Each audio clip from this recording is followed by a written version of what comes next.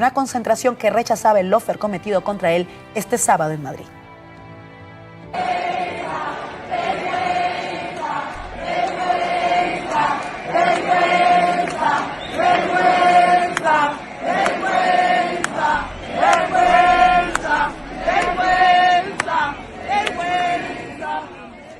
Cientos de personas se daban cita, como decimos, para decir vergüenza frente a la condena contra el fiscal general del Estado, que ahora ya es ex fiscal general del Estado. Ha presentado su dimisión en una carta remitida al ministro de Justicia hace tan solo unos minutos. Y vamos a hablar de toda la actualización que sabemos sobre este caso, cuya sentencia, por cierto, aún no conocemos. Lo que conocemos es el fallo. Hoy me acompañan en la mesa de análisis Dani Galvalici, periodista. Muchas gracias por estar con nosotras. Hola, buenos días. Buen día. Andrea Benítez Dumont, periodista también. Gracias por estar aquí esta mañana.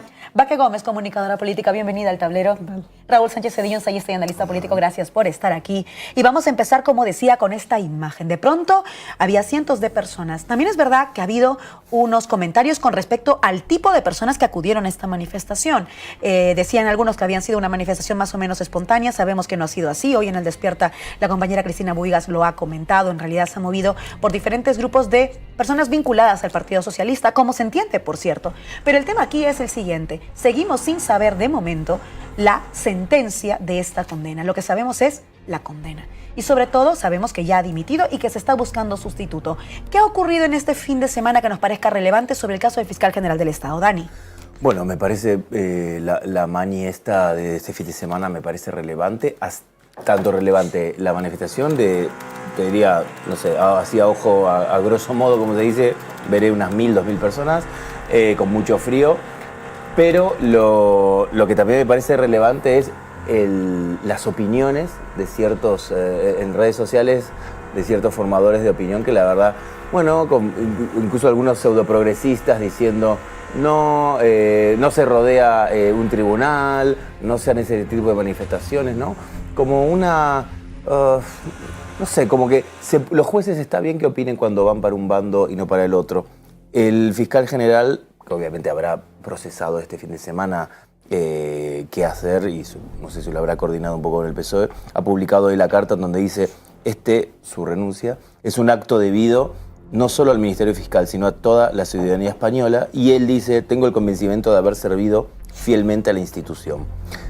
Sea como haya sido, me parece que sí es algo de... Estuve hablando con algunos, yo no soy jurista, algunos abogados, y llama mucho la atención, y es bastante fuera de lo común, una sentencia con 6 testigos asegurando, bajo juramento, lo contrario de lo que diga la sentencia. Andrea. Sí, bueno, bienvenida a la manifestación que hubo en cuanto al repudio al Tribunal Supremo, que efectivamente, tal como decías, se conoció el fallo, pero el desarrollo de los fundamentos de la sentencia y de ese fallo todavía están en la oscuridad del Tribunal Supremo. Bueno, hay que aclarar que el ex fiscal general del Estado tiene la posibilidad de reincorporarse tanto a la cuestión de la Fiscalía como también al Tribunal Supremo, porque él dejó su escaño, su asiento al ser nombrado fiscal general del Estado.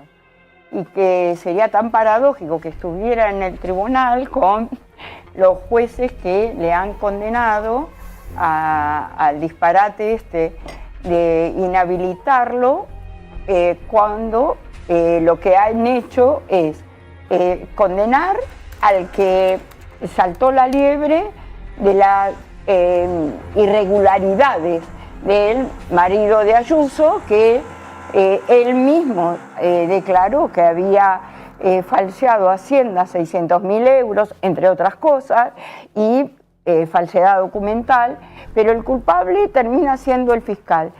Realmente esta es una sentencia política y esto demuestra a las claras el lawfare que existe en España desde hace tiempo. El Poder Judicial está jugando un poder político que no le corresponde en muchas instancias, pero la del Tribunal Supremo creo que se lleva la corona.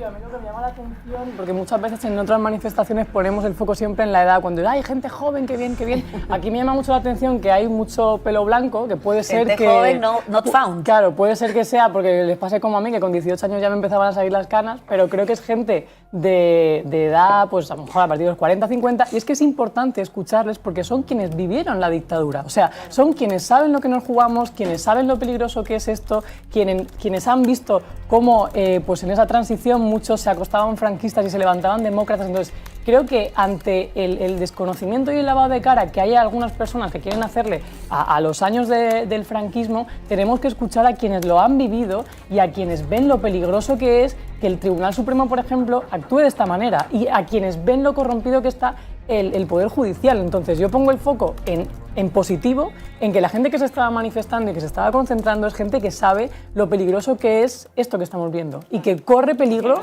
la democracia está corriendo peligro. Entonces hay que escuchar a quienes han vivido la represión, a quienes han vivido la falta de libertades, a quienes han vivido lo que era el franquismo de verdad, porque hay muchos que dicen, no, es que con Franco se vivía mejor. ¿A quiénes vivían mejor? Porque igual la gente que está ahí concentrándose precisamente no vivía mejor. Entonces ojalá que esa memoria no solamente sea, bueno, evidentemente, de que la gente pueda enterrar a sus muertos, de abrir fosas y demás, pero que también hay que escuchar a esta gente y darles voz y poner el foco en que está muy bien que la gente joven se manifieste tal, pero no quita valor a que muchas de estas personas han vivido en sus carnes lo que es una dictadura.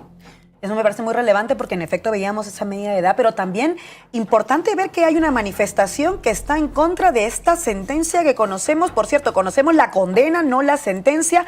Anómalo sin duda es. Esto lo decíamos el viernes, que también estabas aquí, Iván, que hemos estado analizando a fondo lo que pasaba y vamos a continuar. Pero ya hay reacciones también desde la Moncloa. El presidente Pedro Sánchez dijo esto sobre la condena hace tan solo unos días. Vamos a verlo.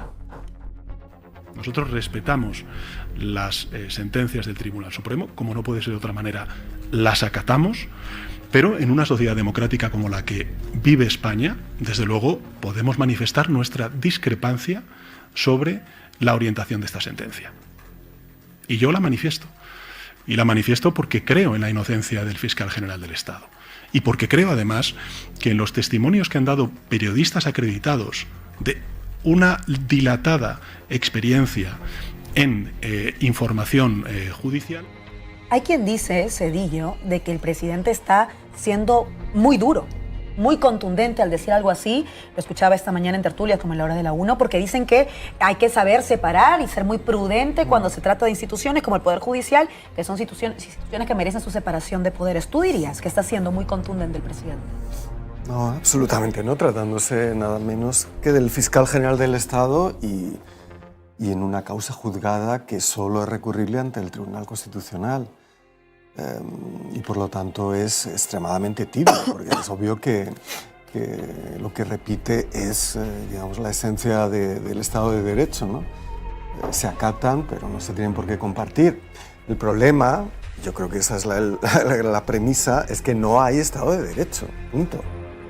Es decir, esa es la realidad, pero no desde ahora. Quiero decir, el hecho de que la absoluta impunidad del lawfare contra Podemos, o si queremos enmarcarlo en una estructura de continuidad con el franquismo, pues todo lo que fue la legislación de excepción antiterrorista, ¿no? El Estado de Derecho es una cosa, pues, de la Revolución Inglesa, ¿no? O de la lucha contra el absolutismo en Inglaterra.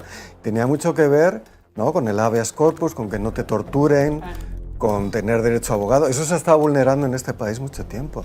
Entonces tenemos que ver el crecimiento y la consolidación de un organismo que capilariza todo el ámbito jurisdiccional.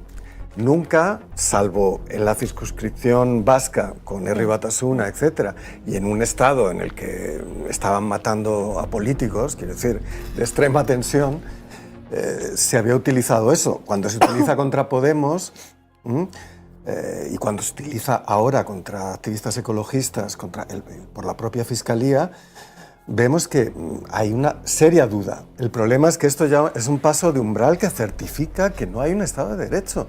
No hay un Estado de Derecho porque la separación de poderes, el debido proceso y las garantías últimas están vulneradas. Entonces, ¿qué debería hacer el PSOE?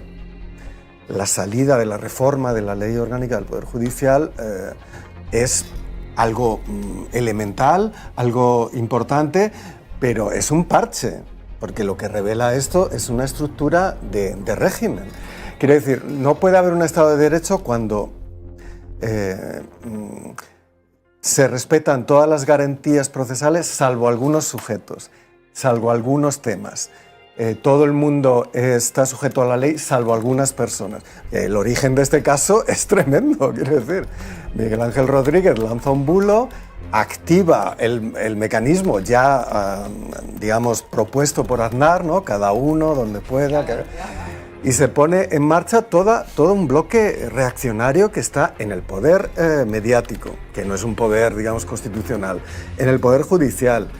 Está en el poder investigador, en la UCO, etc. Entonces, no hay Estado de Derecho. Entonces, el problema es un problema digamos, en el que básicamente la ciudadanía tiene que movilizarse y tiene que plantear un proceso constituyente, o al menos de reforma constitucional, que haga que el sistema de garantías tenga una base democrática, y no la tiene ahora mismo, porque la Ley Orgánica del Poder Judicial lo único que hace es generar un mecanismo de reparto entre los dos grandes partidos en el cual la derecha, precisamente porque las condiciones iniciales eran las del franquismo, siempre gana.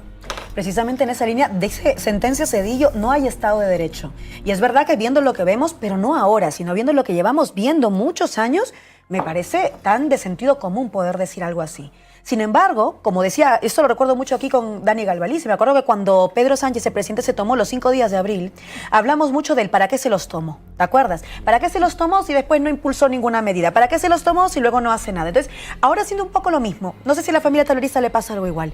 De pronto es como que estamos muy en contra de la sentencia, la respetamos pero la lamentamos, la respetamos pero no la compartimos, vale, ¿y qué?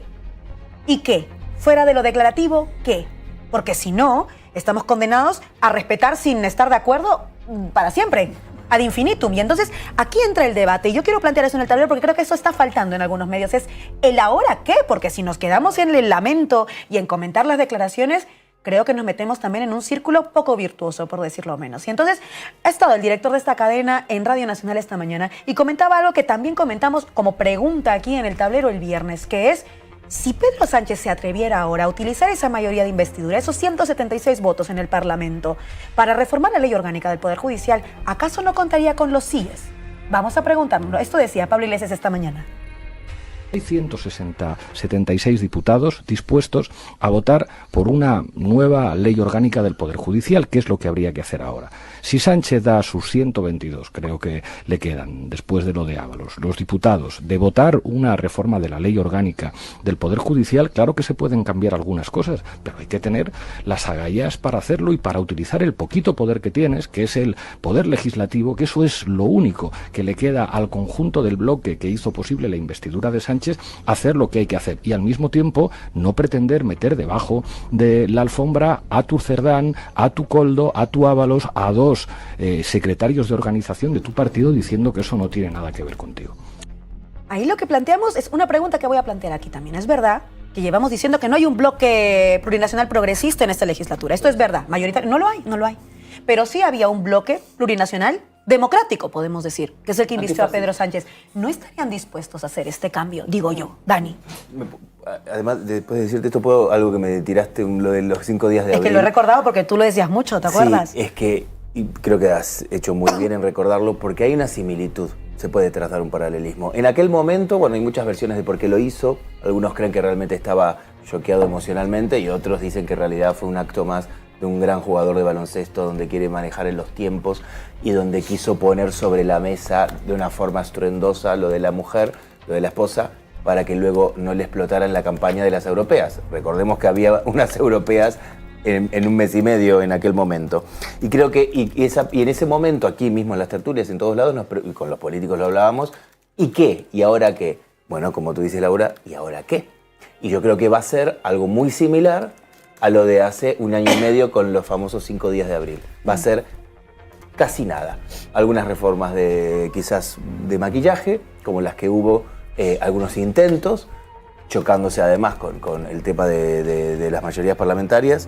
Honestamente, bueno, el PSOE es el partido del orden y en estas cosas, meterse con esas cosas no lo hace. A ver, yo no creo que a Sánchez le falte valentía, yo creo que le sobra táctica electoralista, ¿no? Entonces, él cuando vea que esto le puede hacer, lo puede mover del posicionamiento que en muchas circunscripciones él tiene un voto que realmente no es de izquierda, sino que es una socialdemocracia moderada. Y con respecto a lo que preguntaba, sí, bueno, el bloque de investidura podría, quizás si quieres, si quitas a Coalición Canaria, pero realmente son creo que más de 178 votos y juntas, si logras poner de acuerdo, que sería difícil, con las mismas medidas a Junts y Podemos, quizás si todos acordamos en no ser maximalistas y de hacer algunos cambios que no sean todo lo que nos gustaría, pero que sea alguna cosita de calado, creo que se podría. Sí, se puede, pero ¿se quiere? Esa es la pregunta. Andrea, ¿tú cómo lo ves? O sea, esa correlación aritmética en el Congreso, ¿podríamos estar hablando de que a lo mejor saldría adelante algo así? Es de desear, es de desear que ocurra eso. Sobre todo cuando lo que se ha condenado es a un tipo que investigó un delito. El delincuente, el que se llevó el dinero, el que defraudó a Hacienda, el que falsificó documentos, el que quería suicidarse una semana anterior y después se compró un piso, un ático, valorado en 13 millones en total, donde viven estos chicos, con la crisis de la vivienda que hay, podrían hacer lugar en algunas habitaciones. Pero bueno, seriamente, lo terrible es que aquí se condena sin pruebas. Hubo 6 periodistas, 6, que dijeron que la noticia le llegó antes de que, y la hicieron pública, antes de que el fiscal general se hiciera eco de la misma. La cadena SER fue la primera que la dio. La primera, ¿por qué no han hecho nada contra la cadena SER? El disparate es que ciertamente nos acostumbremos a que una manifestación como frente al Tribunal Supremo vaya solo gente de alguna edad, como marcaba Baqué. Es cierto que pueden ser gente que no solo han vivido el franquismo, sino también el posfranquismo, que fue tan terrorífico como el monstruo que lo engendró, que se criaron en un lugar donde no estaban acostumbrados ni a derechos, ni a libertades, ni a ningún tipo de beneficio que hemos establecido las sociedades en el desarrollo para establecer algo mucho más igualitario, algo mucho más solidario. Entonces, el tema es, esto no va de Garzón, que estaba, no va de Dolores Delgado, que estaba, no va de Martín Pallín, que estaba, como siempre, Martín Pallín en todas las causas justas, no va de ellos, va de todos nosotros. Porque no solamente aplican leyes terroríficas, como es la ley terrorista, como es la ley Mordaza, al conjunto de la ciudadanía. Es verdad que hay que manifestarse por este tema del fiscal general del Estado, pero por favor dejen de aplicar las leyes que determinan que los inmigrantes son seres de desechos que hay que inmediatamente expulsarlos del territorio español. No, señor, mire, un inmigrante vale tanto como el fiscal general del Estado. Voy contigo, Baqué, porque hay una cosa que nos repite muchísimo el gobierno, y te he visto a ti responderlo aquí en esta mesa también en contadas ocasiones, que es: no podemos por la aritmética parlamentaria.